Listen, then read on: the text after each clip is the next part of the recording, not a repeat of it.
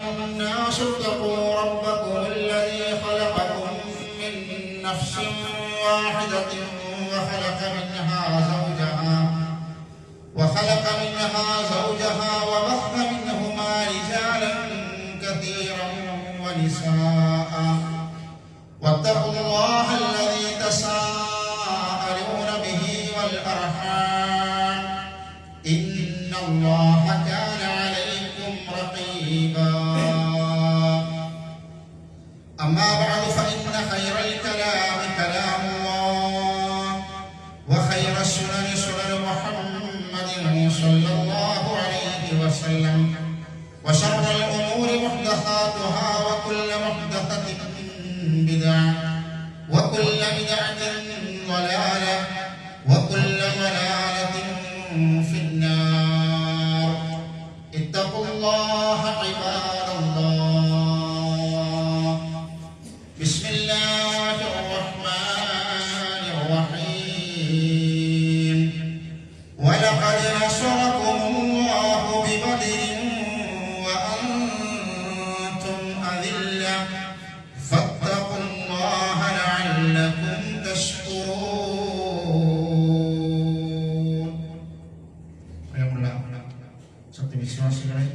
വിശ്വാസികളെ അല്ലാഹുവിന്റെ വിധിവിലക്കുകൾ ജീവിതത്തിന്റെ സമസ്ത മേഖലകളിലും പാലിച്ചു യഥാർത്ഥ മുഅ്മിനുകളായി മുത്തഖികളായി ജീവിതം മുന്നോട്ട് കൊണ്ടുപോകണമെന്ന് ആദ്യമായി ഉപദേശിക്കുകയാണ്, വസിയ്യത്ത് ചെയ്യുകയാണ്. സഹോദരന്മാരെ, സഹോദരികളെ, അല്ലാഹുവിന്റെ നല്ല ദാസന്മാരിൽ ഉൾപ്പെടാനുള്ള സൽക്കർമ്മങ്ങൾ ധാരാളമായി നമ്മൾ പ്രവർത്തിക്കുന്നു. നമ്മുടെ നമസ്കാരങ്ങളും നോമ്പും സ്വതക്കയുമെല്ലാം അല്ലാഹു സുബ്ഹാനഹു വ തആല ഖബൂൽ ചെയ്യുമാറാവട്ടെ.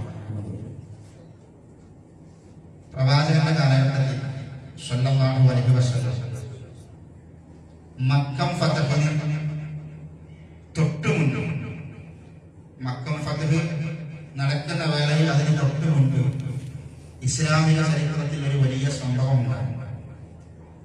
സ്വഹാബികൾക്ക് ആർക്കും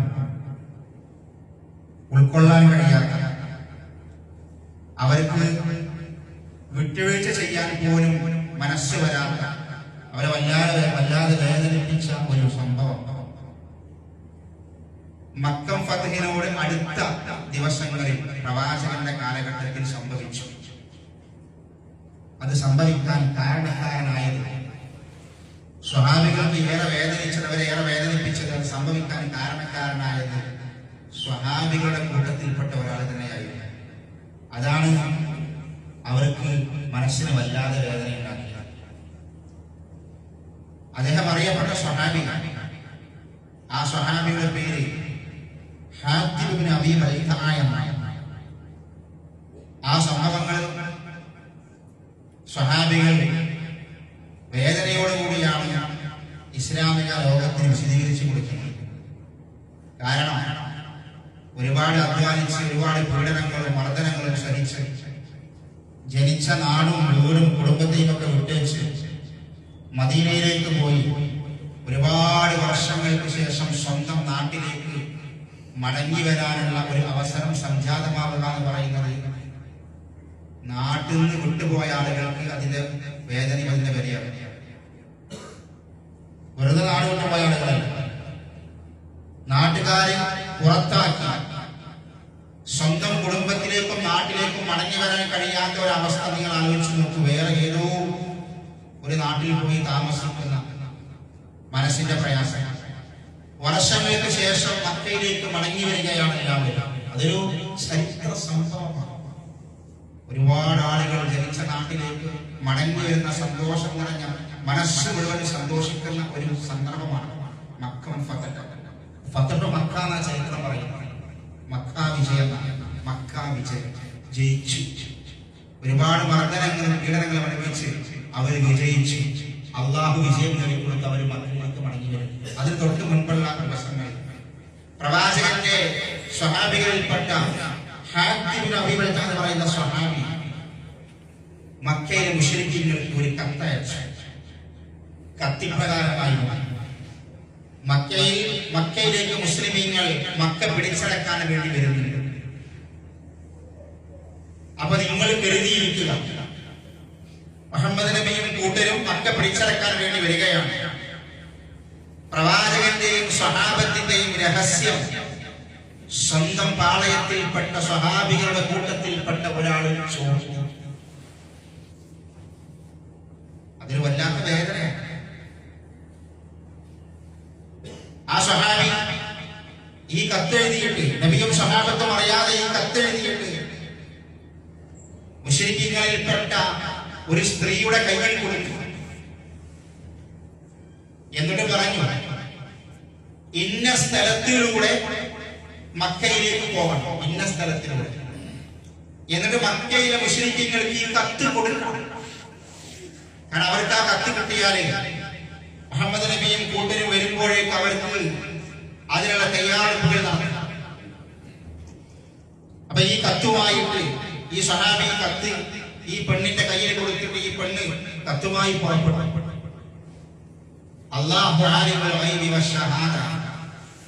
അല്ലാഹു ദൃശ്യവും അദൃശ്യവും അറിയുന്നവനാണ്. വാനലോകങ്ങൾക്ക് അപ്പുറത്ത് 7 ആകാശങ്ങൾക്ക് മുകളിൽ അർശിന് മുകളിൽ നിന്ന് അല്ലാഹു സുബ്ഹാനഹു വ തആല ഇതൊക്കെ നിരീക്ഷിക്കുന്നുണ്ടായിരുന്നു.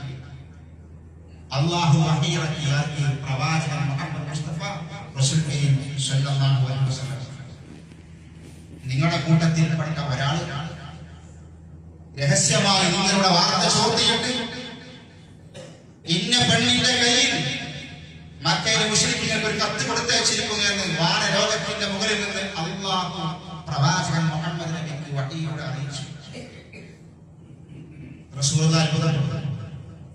റസൂലുള്ളാഹി സ്വല്ലല്ലാഹു അലൈഹി വസല്ലം സ്വഹാബികളുടെ കൂട്ടത്തിൽ 2 ആളുകളെ വിളിച്ചു. ആരോട് പറഞ്ഞില്ല ഈ സംഭവം, ആരോട് പറഞ്ഞില്ല. ചെയ്തത് കൂട്ടത്തിൽപ്പെട്ട ഒരാളാണ്, ആരോട് പറഞ്ഞില്ല. 2 ആളുകളെ വിളിച്ചു. ഒന്ന്, 2 ആളും റസൂലുള്ളാഹിന്റെ വിശ്വസ്തരാണ്. ഒന്ന് പ്രവാചകന്റെ പിൽക്കാലഘട്ടത്തിൽ റസൂലുള്ളാഹിന്റെ മരുമകനായി വന്ന ഖലീഫത്തുർ റാബിഅ, 4ാം ഖലീഫ അലി ഇബ്നു അബീ ത്വാലിബിനെ അടുത്ത് വിളിച്ച് റസൂൽ സംഗതി പറഞ്ഞു. ഇങ്ങനെ പ്രശ്നമുണ്ട്, അലി ഒരു പ്രശ്നമുണ്ട്. ഏറ്റവും അടുത്ത ആളുകൾ വിളിച്ച് റസൂൽ ആ സംഭവം പറയാം. 2ാമത് സുബൈറുൽ അവാമിനെ വിളിച്ചു. 2 ആളെ വിളിച്ച് പറഞ്ഞു, ഇങ്ങനൊരു വിഷയമുണ്ട്. നമ്മുടെ കൂട്ടത്തിൽപ്പെട്ട ഒരാൾ ഇന്ന ആളാണ് ചെയ്തത്. ഒരു കത്ത് കൊടുത്തിട്ടുണ്ട്. ആ പെണ്ണ് ഇന്ന സ്ഥലത്ത് എത്തിയിട്ടുണ്ട്. അല്ലാഹു വഹീറക്കി, ഇന്ന സ്ഥലത്ത് ആ പെണ്ണ് എത്തിയിട്ടുണ്ട്. നിങ്ങൾ ഇന്ന വഴിയിലൂടെ പോയിട്ട് ആ പെണ്ണിനെ പിടിക്കണം എന്ന് പറഞ്ഞു. കത്തങ്ങോട്ട് എത്താൻ പാടില്ല. അല്ലാഹുവിന്റെ പ്രവാചകന്റെ 2 സ്വഹാബികളും റസൂൽ പറഞ്ഞ വഴിയിലൂടെ പുറപ്പെട്ടു. ആ വഴിയിൽ വെച്ച് ഈ പെണ്ണിനെ പിടികൂടി. അവരോട് പറഞ്ഞു, നിങ്ങൾ പുറപ്പെട്ടത് എന്തിനാണ് ഞങ്ങൾക്കറിയാം. ഞങ്ങളുടെ വാർത്തകൾ ചോർത്തിയ കത്ത് നിങ്ങളുടെ കയ്യിലുണ്ട്. ആ കത്ത് ഞങ്ങൾക്ക് വേണം. ഈ സ്ത്രീ പറഞ്ഞു, എന്റെ കയ്യിലൊന്നുമില്ല, എന്റെ കയ്യിൽ കത്തൊന്നുമില്ല. നിങ്ങളോട് ആരോ പറഞ്ഞത് എന്റെ കയ്യിലൊന്നുമില്ല. സ്ത്രീ നിഷേധിച്ചു. അവര് സമ്മതിച്ചു.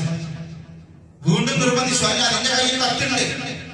ആ സ്ത്രീ സമ്മതിക്കുന്നില്ല. അപ്പൊ അനിരുദ്ധർ പറഞ്ഞു, അല്ലാഹു കളവ് പറയുന്നത്, അല്ലാഹുവിന്റെ പ്രവാചകൻ കളവ് പറയുന്നത്, അത് സത്യമാണ്. അവര് പറഞ്ഞു എന്തോ സത്യമാണ്, കത്തില്ലാതിരിക്കുന്നത്. ഇവര് സമ്മതിച്ചില്ല. അവസാനം അനിരുദ്ധർ പറഞ്ഞു, സമ്മതിക്കുന്നില്ലെങ്കിൽ നിന്റെ ഡ്രസ് ഞങ്ങൾ അഴിക്കും. ഡ്രസ് അഴിച്ച് പരിശോധിച്ചു. വീടുകളില്ല. അപ്പൊ പിന്നെ സമ്മതിക്കേണ്ടി വന്നു. അവര് പറഞ്ഞു, നിങ്ങൾ തിരിഞ്ഞു നിൽക്കാൻ വേണ്ടി പറഞ്ഞവരോട് തിരിഞ്ഞു നിൽക്കുക, എന്റെ മുഖത്തോട് നോക്കാൻ പാടില്ല. അവര് തിരിഞ്ഞു നിന്നു.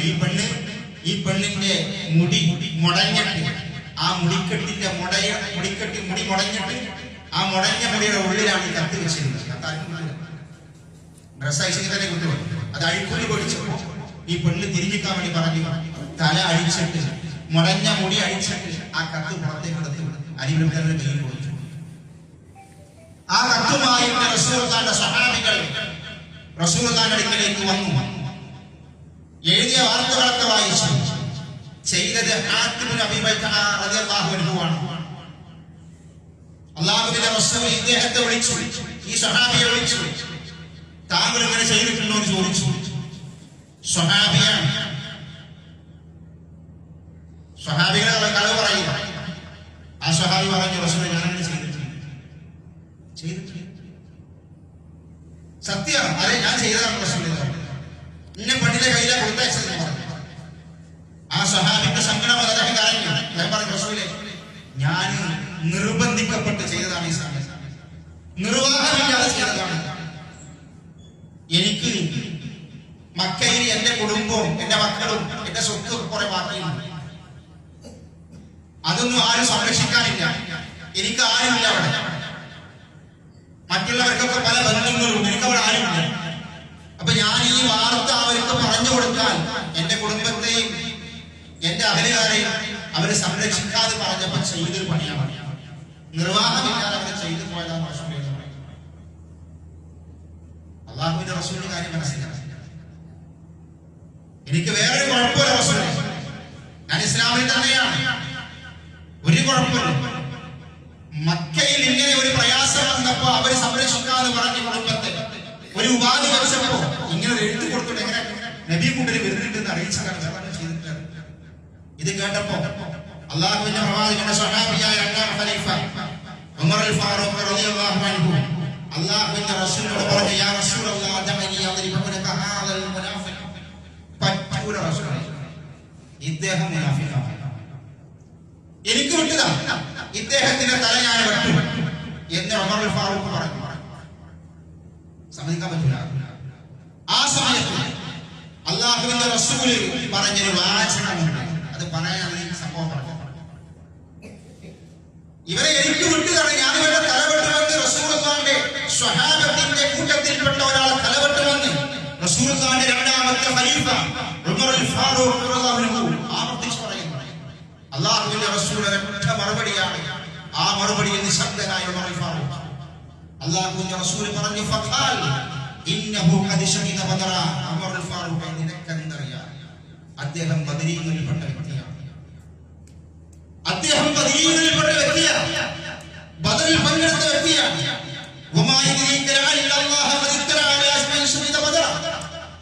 നിനക്കെന്തറിയാം, ബദരീകളിൽപ്പെട്ട വ്യക്തിയാണ്. അല്ലാഹു സുബ്ഹാനഹു വ തആല ബദരീകളെ കുറിച്ച് പറഞ്ഞൊരു വർത്തമാനമുണ്ട്. ബദറിൽ പങ്കെടുത്ത ആളുകൾ അല്ലാഹു പറഞ്ഞു, നിങ്ങൾ ചെയ്ത എല്ലാ തിന്മകളും ഞാൻ നിങ്ങൾക്ക് പുറത്തു തന്നിരിക്കുന്നു എന്ന് അല്ലാഹു പറഞ്ഞു. നിങ്ങൾക്ക് ഇഷ്ടമുള്ളത് പ്രവർത്തിച്ചോ, നിങ്ങൾ ഉദ്ദേശിക്കുന്നത് പ്രവർത്തിച്ചോ, അല്ലാഹു നിങ്ങൾക്ക് പുറത്തു തന്നു എന്ന് ബദരീങ്ങളോട്, ബദറിൽ പങ്കെടുത്ത സ്വഹാബത്തിനോട് അല്ലാഹു നൽകിയ വാഗ്ദാനമാണ്. പറയാൻ പറ്റൂല, ബദറിൽ പങ്കെടുത്ത ആളാണ്. ഇസ്ലാമിക ചരിത്രത്തിൽ വലിയ പ്രാധാന്യമുള്ള യുദ്ധമാണ് ബദർ യുദ്ധം. ബദറിൽ പങ്കെടുത്തവരാണ് ബദരീങ്ങൾ. ആ ബദറിൽ പങ്കെടുത്ത് ഷഹീദായ ആളുകളാണ് ബദർ ശുഹദാക്കൾ. ബദരീങ്ങളുടെ മഹത്വമാണ് അല്ലാഹുവിന്റെ റസൂൽ സ്വല്ലല്ലാഹു അലൈഹി വസല്ലം ഇവിടെ പഠിപ്പിക്കുന്നത്. ഇസ്ലാമിക ചരിത്രത്തിലെ ഒന്നാമത്തെ പോരാട്ടമാണ്, സമര പോരാട്ടമാണ് ബദറിൽ ഒന്നാമത്തെ. പിന്നെ ഒരുപാട് യുദ്ധങ്ങൾ നടന്നിട്ടുണ്ട്. അത് വിശുദ്ധ റമദാൻ മാസത്തിലാണ് ഈ ബദർ നടന്നത്. ആ ബദറിൽ പങ്കെടുത്തവർക്ക് എല്ലാവർക്കും അത് പുറത്തു കൊടുക്കണം. ഇത്രയും വലിയ ഒരു പ്രയാസം പ്രവാചകനും സ്വഹാബത്തിനും സൃഷ്ടിച്ചിട്ട് അല്ലാഹുവിന്റെ റസൂലിനെ തൊടരുതെന്ന് പറഞ്ഞു. തൊടാൻ പാടില്ല, അത് ബദറിൽ പങ്കെടുത്ത ബദരീങ്ങളിൽപ്പെട്ട ആളാണ്. അത്ര മഹത്വമുണ്ട്. ആ ബദരീങ്ങൾ സഹോദരന്മാരെ സഹോദരികളെ ബദരീങ്ങളായതാണ്. അതേപോലെ ബദറിൽ ശുഹദാക്കളായതാണ്. ഒരൊറ്റ കാരണത്തിന് പേരിൽ ഒരൊറ്റ വിഷയം, അത് മക്കയിൽ അവരുടെ സമ്പത്തും വീടും കൊള്ളയടിച്ചത് കൊണ്ടല്ല, അവരുടെ കുടുംബ ബന്ധങ്ങൾ മുറിഞ്ഞത് കൊണ്ടല്ല, അതേപോലെ തന്നെ കുടുംബ ബന്ധത്തിന്റെ ഒരു പ്രശ്നം ഉണ്ടായത് കൊണ്ടല്ല, ഒരൊറ്റ വിഷയത്തിന്റെ പേരിലായി. തൗഹീദിന്റെ പേരിലായി. ബദർ ഉണ്ടായത് തൗഹീദിന് വേണ്ടിയായിരുന്നു. അല്ലാഹുവിനെ മാത്രം ആരാധിക്കണം എന്ന് പറഞ്ഞു. അല്ലാഹുവിനെ മാത്രം ആരാധിക്കണം, വേറെ ഒരാളോടും പ്രാർത്ഥിക്കാനും ആരാധിക്കാനും പാടില്ല. ലാ ഇലാഹ ഇല്ലല്ലാഹ്. ആരാ നേതാവ്? റസൂലുള്ളാഹി സ്വല്ലല്ലാഹു അലൈഹി വസല്ലം. കുറച്ച് സഹാബികൾ, അധികമൊന്നുമില്ല. അപ്പുറത്തുള്ളത് അല്ലാഹുവിനോട് ആരാധിക്കാം, അല്ലാഹുവിനോട് പ്രാർത്ഥിക്കാം, അല്ലാഹുവിന്റെ കൂടെ അവിടെ യാത്രയും ഋഷയും മനാത്തയും ഒക്കെ ആയിട്ടുള്ള അവരുടെ ബിംബങ്ങളും ആരാധിവസം അവരെ ഇവിടെ കൂടാ, അവരെ ഇവിടെ പ്രാർത്ഥിക്കണം. ഇതാണ് മുശ്രിക്കുകളുടെ വാദം. അബൂജഹലിന്റെ നേതൃത്വത്തിൽ 1000-ഓളം വരുന്ന ആളുകളാണ് യുദ്ധത്തിൽ. രണ്ട് ചെറിയൊരു വ്യത്യാസമാണ്. അതാണ് ഇസ്ലാമും കുഫറും തമ്മിലുള്ള വ്യത്യാസം. ഇസ്ലാമും കുഫറും വ്യത്യാസം ഒന്ന് അള്ളാഹനെ മാത്രം ആരാധിക്കാം, അവരോട് മാത്രം പ്രാർത്ഥിക്കാം. മറ്റേത് അള്ളാഹനോടും പ്രാർത്ഥിക്കാം, മറ്റവരോടും പ്രാർത്ഥിക്കാം. അള്ളാഹോട് പ്രാർത്ഥിക്കാൻ പറ്റൂലെന്നല്ല, അള്ളാഹനോടും പ്രാർത്ഥിക്കാം, അള്ളാഹു അല്ലാത്തവരോടും പ്രാർത്ഥിക്കാം, അവരോട് സഹായം ചോദിക്കാം, അവരെ ഇയാളന്മാരാക്കി മുഖറബീകളാക്കിയിട്ട് അവരെ സഹായം ചോദിക്കാം. ഇതാണ് അവരെ വാരം. ഇത് രണ്ടും കൂടിയാണ് ബദറിലേക്ക് ശിർക്കും തൗഹീദും. ഒരു കാരണവശാലും അല്ലാഹുവിന്റെ റസൂലും സഹാബത്തും ഒരു കാരണവശാലും സന്നദ്ധരായില്ല. തൗഹീദിന്റെ വിഷയത്തിൽ ഒരു വിട്ടുവീഴ്ചക്കും അവർ തയ്യാറായില്ല. പലതും പറഞ്ഞു ഞങ്ങളുടെ നാട്ടിൽ നിന്ന് പുറത്താക്കൂല, ഒന്നും ചെയ്യൂല. നിങ്ങൾ ഞങ്ങളെ ബിംബങ്ങളെ കാണുക ഒന്നിങ്ങനെ കൈപൊക്കിയാൽ മതി എന്ന് പറഞ്ഞു. ഒന്ന് കൈപൊക്കിയാൽ മതി, ഇല്ലെങ്കിൽ അങ്ങനെ നിങ്ങൾ പ്രാർത്ഥിക്കണ്ട. നിങ്ങൾ ഞങ്ങളുടെ ആരാധ്യ വസ്തുക്കളുണ്ടല്ലോ, അവര് മോശമാണ്, അതല്ലെങ്കിൽ അതിനോട് പ്രാർത്ഥിക്കാൻ പറ്റൂല എന്ന് പറയുന്ന വാദമാണ്. അത് പറയാതിരുന്നാ മതി. അല്ലാഹുവിന്റെ റസൂൽ പറഞ്ഞു ലക്കും വലിയ തൗഹീദിന്റെ വിഷയം, ശിർക്കിന്റെ വിഷയത്തിൽ ഒരു അഡ്ജസ്റ്റ്മെന്റിന് ഞാൻ തയ്യാറല്ല എന്ന് അല്ലാഹുവിന്റെ റസൂലും സ്വഹാബത്തും പറഞ്ഞു. അവിടെ ഒന്നും വേണ്ട. അങ്ങനെ പോണ സമയത്ത് പിന്നെ ആരാധ്യ വസ്തുക്കൾ കാണുമ്പോഴേ കയ്യ അടിച്ചാൽ ഒരു സലൂട്ട് അടിക്കാം, പ്രാർത്ഥിക്കുന്നു പറഞ്ഞു സലൂട്ട് അടിച്ചാൽ അത്രേ പറഞ്ഞത്. അങ്ങനെ യുദ്ധം ചെയ്യേണ്ടി വന്നു. അങ്ങനെ യുദ്ധം ചെയ്തു. ആ യുദ്ധമാണ് ബദർ യുദ്ധം. അല്ലാഹുവിന്റെ പ്രവാചകന്റെ സ്വഹാബത്തും വിശുദ്ധ റമദാൻ മാസത്തിൽ പോരാടിയത് ഈ ലാ ഇലാഹ ഇല്ലല്ലാഹ്ക്ക് വേണ്ടിയിട്ടായിരുന്നു. ആയുധങ്ങളില്ല, വളരെ കുറച്ചാളുകൾക്ക് മാത്രം. പിന്നെ ആർക്കും ആയുധങ്ങൾ കയ്യിലില്ല. ശത്രുപക്ഷത്തിൽ എല്ലാവർക്കും എല്ലാവർക്കും അതുമായിട്ടാണ് യുദ്ധത്തിന് വരുന്നത്. പക്ഷെ അള്ളാഹുവിന്റെ റസൂലിന് അള്ളാഹു നൽകിയ വാഗ്ദാനമുണ്ട്. ബദറിൽ അള്ളാഹുവിന്റെ റസൂലിന് അറിയാം, ബദറിൽ അള്ളാഹു സഹായിക്കും. അള്ളാഹു വാഗ്ദാനം ചെയ്തിട്ടുണ്ട്. ബദർ യുദ്ധത്തിന്റെ തലേ ദിവസം റസൂലുള്ളാഹി സ്വല്ലല്ലാഹു അലൈഹി വസല്ലം ഉമർ ഫാറൂഖ് റളിയല്ലാഹു പറയാം, ഇന്ന റസൂലുള്ളാഹി സ്വല്ലല്ലാഹു അലൈഹി വസല്ലം കാന യുരീന മസാരിഅ ഫി ബദർ ബിൽ അംസി. അല്ലാഹുവിന്റെ റസൂൽ ബദർ യുദ്ധത്തിന്റെ തലേ ദിവസം സ്വഹാബികളിൽ ചില ആളുകളെ വിളിച്ച് ഉമർ ഫാറൂഖിനെ വിളിച്ചിട്ട് പറഞ്ഞു കൊടുക്കാൻ. ഉമർ ഫാറൂഖ് ബദർ ഇങ്ങനെ കാണിച്ചു കൊടുത്ത് റസൂൽ പറഞ്ഞു, ഇതാ ബദർ ഇന്ന സ്ഥലത്ത് വെച്ചിട്ട് ഇന്നാള് കൊല്ലപ്പെടും, ഇന്നാള് കൊല്ലപ്പെടും, ഇന്ന സ്ഥലത്ത് വെച്ച് ഇന്നാള് കൊല്ലപ്പെടുമെന്ന് റസൂൽ ഇങ്ങനെ എണ്ണി ആ സ്ഥലം കാണിച്ചു. ഉമർ ഫാറൂഖ് കാണിച്ചു കൊടുക്കാൻ, ഇന്ന സ്ഥലത്ത് ഇന്നാള് വരും, ഇന്നോടത്ത് ഇന്നാള് കൊല്ലപ്പെടും, ഇന്നാൾക്ക് ഇന്ന സ്ഥലത്ത് വെട്ടി അവർ അവിടെ വരിക്കും. ഉമർ ഫാറൂഖ് പറഞ്ഞു, അല്ലാഹുവിന്റെ റസൂൽ പറഞ്ഞ അതുപോലെ സംഭവിച്ചു. റസൂലുള്ളാഹിക്ക് അല്ലാഹു വഹീ നൽകിയതാണ്.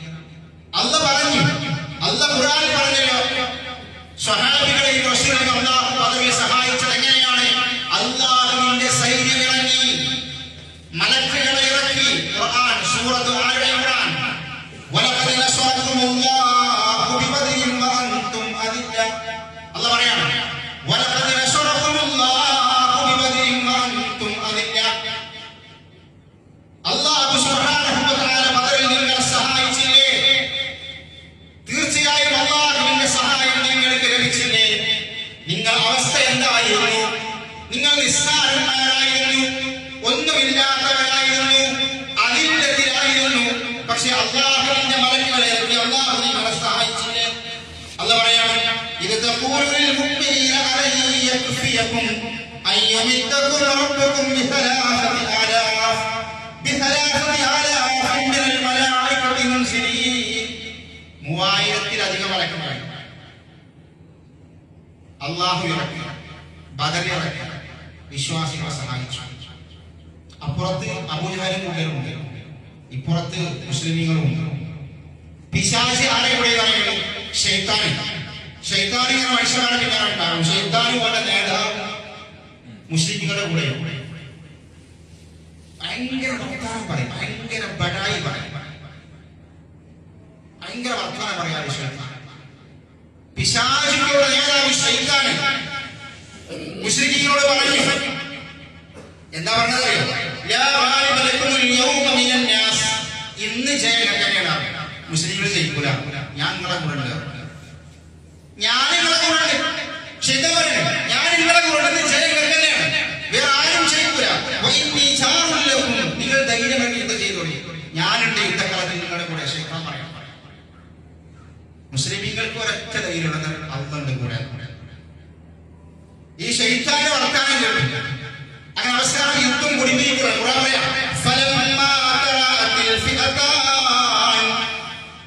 രണ്ട് സൈന്യങ്ങളും പരസ്പരം മുഖാമുഖം ഏറ്റുമുട്ടിയപ്പോൾ പിശാച് പേടിച്ച് അവന്റെ കണങ്കാലിൽ പിന്തിരിഞ്ഞോടി. ഞാൻ നിങ്ങളുടെ കൂടെയുണ്ട്, നിങ്ങൾ ധൈര്യമായി യുദ്ധം ചെയ്തോ എന്ന് മുശ്രിക്കീങ്ങളോട് വീർവിളക്കിയ പിശാച് സമരമുഖത്ത് പരസ്പരം മുഖാമുഖം കണ്ടപ്പോൾ തന്റെ കണങ്കാലിൽ പേടിച്ചോടി. എന്നിട്ട് അവൻ പറയുന്നു, ഇന്നീ ബരീഉം മിൻകും, ഞാൻ നിങ്ങളിൽ പെട്ടവനല്ല, ഞാൻ നിങ്ങളിൽ പെട്ടവനല്ല. കാരണം എന്തെന്നറിയോ? ഇന്നീ നിങ്ങൾ കാണാത്ത പലതും ഞാനിപ്പോൾ കാണുന്നുണ്ട്, നിങ്ങൾ കാണാത്ത പലതും ഞാനിപ്പോൾ കാണുന്നുണ്ട്. പിശാച് പറയാണ്, ആരാണത്? അല്ലാഹുവിന്റെ മലക്കുകൾ ഇറങ്ങിയിട്ടുണ്ട്, റബ്ബിന്റെ സൈന്യം ഇറങ്ങിയിട്ടുണ്ട്. പിശാച് കണ്ണുകൾ കൊണ്ട് കാണുന്നുണ്ട്. പിശാച് പേടിച്ചു.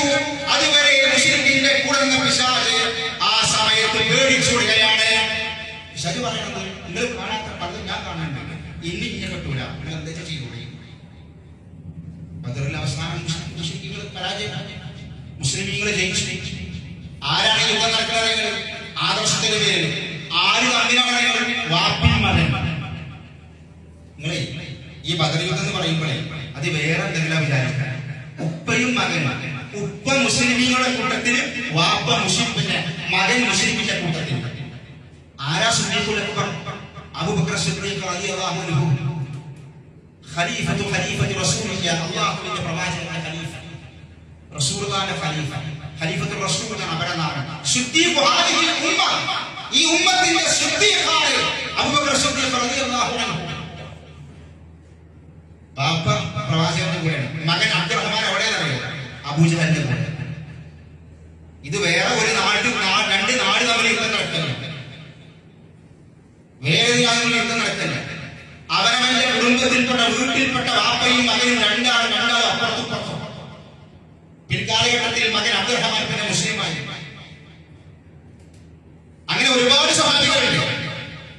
അബൂ ഹുദൈഫ പിതാവ്, അദ്ദേഹത്തിന്റെ പിതാവ് അപ്പുറത്താണ്. അതേപോലെ അദ്ദേഹത്തിന്റെ സഹോദരൻ വലീദും അപ്പുറത്താണ്. പിതാവും വലീദും ഒക്കെ കൊല്ലപ്പെട്ടു. മകനെ പറഞ്ഞു, പാപ്പാവും ഇതൊന്നും കൊല്ലപ്പെട്ടു. കൊല്ലണ്ടി വന്നാൽ കൊല്ലണ്ടി വരും. യുദ്ധമുഖമാണ്,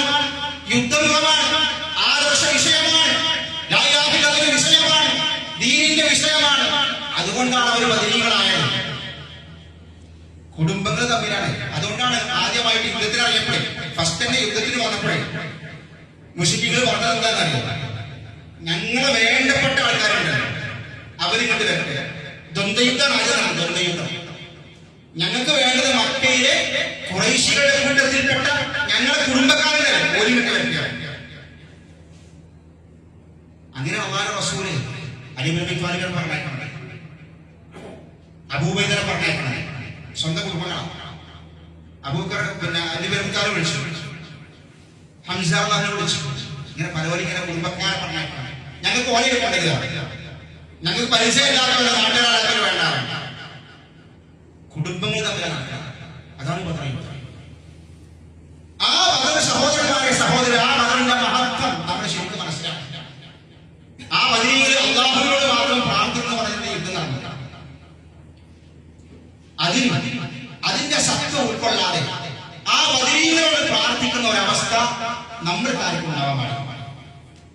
നമ്മുടെ നാട്ടിലൊക്കെ എന്തെങ്കിലും പ്രയാസം വരുമ്പോൾ ബദരീങ്ങളെ കാക്കണം, മമ്പർത്തങ്ങളെ കാക്കണം, മുഹീദ്ദീൻ ശൈഖിനെ കാക്കണം. പിന്നെ അല്ലാഹു എന്തിനാണ്? നമ്മളിത് ശീലിച്ചതുകൊണ്ടാണ് അല്ലാഹുവിനെ കാക്കണമെന്ന് പറയുന്നത്. ബദരീങ്ങൾ ആരോടാ കാക്കണമെന്ന് പറഞ്ഞത്? അല്ലാഹുവോട് രക്ഷിക്കണേ സഹായിക്കണം അള്ളാഹുവേ. നമ്മൾ അള്ളാഹുവോട് പറയണം. ബദരീങ്ങളുടെ പേരിലല്ല പറയപ്പെട്ടത്, അവരുടെ പേരിലല്ല രക്ഷ, അവരോട് അല്ല പറയണം. സ്നേഹത്തോടു കൂടി പറയണം. നമ്മൾ അങ്ങനെ പറയണം. കാരണം അവരെന്തിനാ ശരീരങ്ങൾ അള്ളാഹുവോട് മാത്രം പറയണമെന്ന് പറയണം.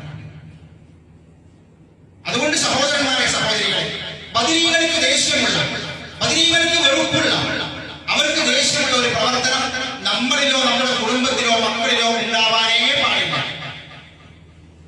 അവരുടെ പാത, അവരുടെ ആ ഒരു ചരിത്രം, അവരുടെ ആ ഒരു ചര്യ അത് പിൻപറ്റാൻ പറ്റാം എന്നതല്ലാതെ അവരുടെ പേരിൽ ഒരു ആണ്ട്, അവരുടെ പേരിൽ ഒരു മൗലിദ്, അവരുടെ പേരിൽ ഒരു അന്നദാനം അല്ലാഹുവിന്റെ റസൂൽ സ്വഹാബത്ത് നടത്തിയിട്ടില്ല.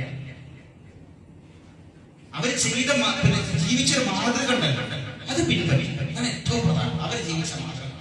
അല്ലാഹു നമ്മൾക്ക് എല്ലാവർക്കും തൗഫീഖ് നൽകി.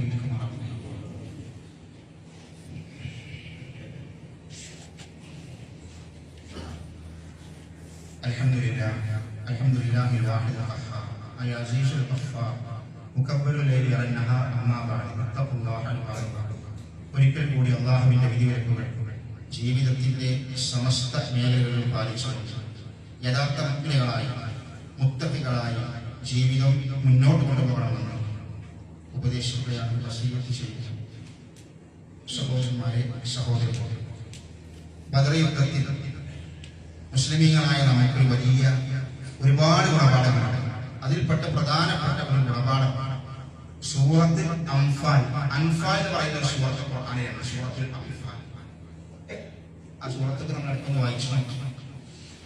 അത് ആദ്യത്തെ 5-6 സൂറത്തുകൾ കഴിഞ്ഞതിന് ശേഷമുള്ള സൂറത്താണ്. സൂറത്ത് തൗബക്ക് മുൻപുള്ള സൂറത്തുൽ അൻഫാൽ.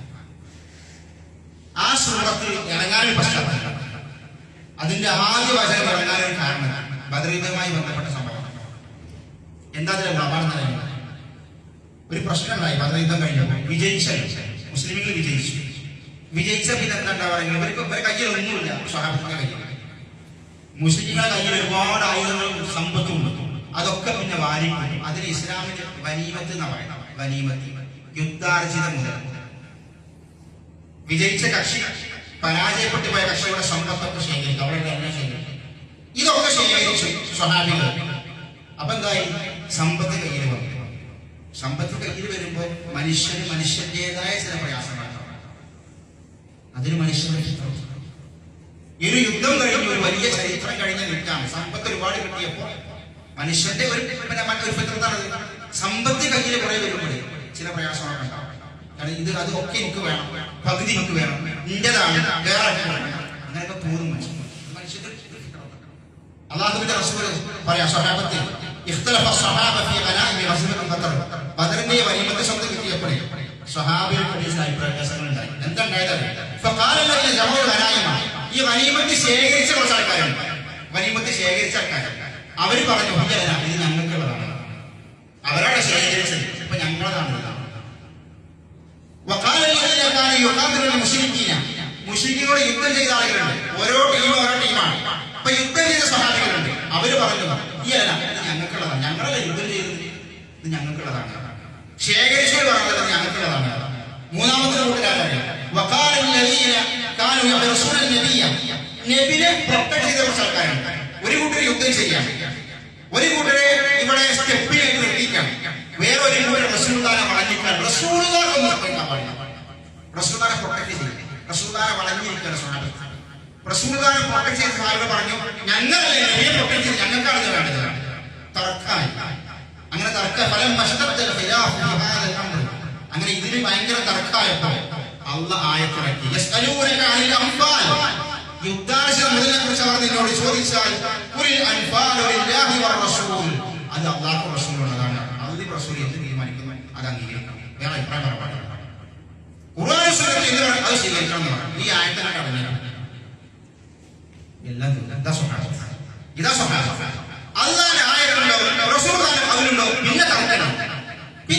നമുക്ക് ഒരുപാടുണ്ട്. എന്താ പറയുക, ഖുർആൻ ഹദീസ് എന്ത് പറഞ്ഞു അവിടെ അമൽ ചെയ്യണം. അതിനപ്പുറത്തേക്ക് നമ്മൾ ഒന്നും പറയാൻ പാടില്ല. വാപ്പ എന്ത് പറഞ്ഞോട്ടെ, ഉമ്മ എന്ത് പറഞ്ഞോട്ടെ, നാളെന്ത് പറഞ്ഞോട്ടെ, ആളുകൾ എന്ത് പറഞ്ഞോട്ടെ, ലോകം എന്ത് പറഞ്ഞോട്ടെ, എന്ത് വിചാരിച്ചാൽ ഖുർആൻ എന്ത് പറഞ്ഞോ ഹദീസ് അതിനപ്പുറത്തേക്ക് മാറാൻ എന്നെ കിട്ടില്ല എന്ന് നിങ്ങൾ പറയുന്നു, അന്ന് നിങ്ങൾ യഥാർത്ഥ മുഅ്മിനാണ്. അന്ന് നിങ്ങൾ യഥാർത്ഥ മുഅ്മിനാണ്. അതാണ് ബദറിൽ. അതുകൊണ്ട് സഹോദരന്മാരെ, സഹോദരികളെ, ഖുർആനും ഹദീസും എവിടെ കണ്ടാലും അത് സ്വീകരിക്കാനുള്ള മനസ്സ് നമുക്കുണ്ടാവും. അപ്പോൾ നമ്മൾ പരിപൂർണമായ മുസ്ലിം ആവുകയുള്ളൂ. അതാണ് ബദറിലെ പ്രധാനപ്പെട്ട ഒരു ഗുണപാഠം. അല്ലാഹു സുബ്ഹാനഹു വ തആല അങ്ങനെ പ്രവർത്തിക്കാനും അത് സ്വീകരിക്കാനുമുള്ള മനസ്സിന്റെ വിശാലതയും കരുത്തും അല്ലാഹു നമുക്കെല്ലാവർക്കും നൽകുമാറാവട്ടെ. നമ്മുടെ കൂട്ടത്തിൽ പ്രയാസങ്ങൾ ഒരുപാട് ആളുകളുണ്ട്. അവർക്കെല്ലാവർക്കും അല്ലാഹു സുബ്ഹാനഹു വ തആല അവരുടെ പ്രയാസങ്ങളും ബുദ്ധിമുട്ടും നീക്കി കൊടുക്കുമാറാവട്ടെ. കടവുകൊണ്ട് പ്രയാസപ്പെടുന്ന ഒരുപാട് ആളുകളുണ്ട്. അല്ലാഹു അവർക്ക് എല്ലാവർക്കും അവരുടെ കടവും പ്രയാസം നീക്കി കൊടുക്കുമാറാവട്ടെ. അല്ലാഹുമ്മ ഗ്ഫിർ ലിൽ മുഅ്മിനീന വൽ മുഅ്മിനാത്ത് വൽ മുസ്ലിമീന വൽ മുസ്ലിമാത്ത് الأحياء منهم والأموات إنك مجيب الدعوات يا قاضي الحاجات. اللهم أجرنا من النار، اللهم أجرنا من النار. اللهم أعز الإسلام والمسلمين وأذل الشرك والمشركين. اللهم يا مقلب القلوب ثبت قلوبنا على دينك. اللهم توفنا مسلما وألحقنا بالصالحين. ربنا آتنا في الدنيا حسنة وفي الآخرة حسنة وقنا عذاب النار. آمين آمين برحمتك يا أرحم الراحمين والحمد لله رب العالمين.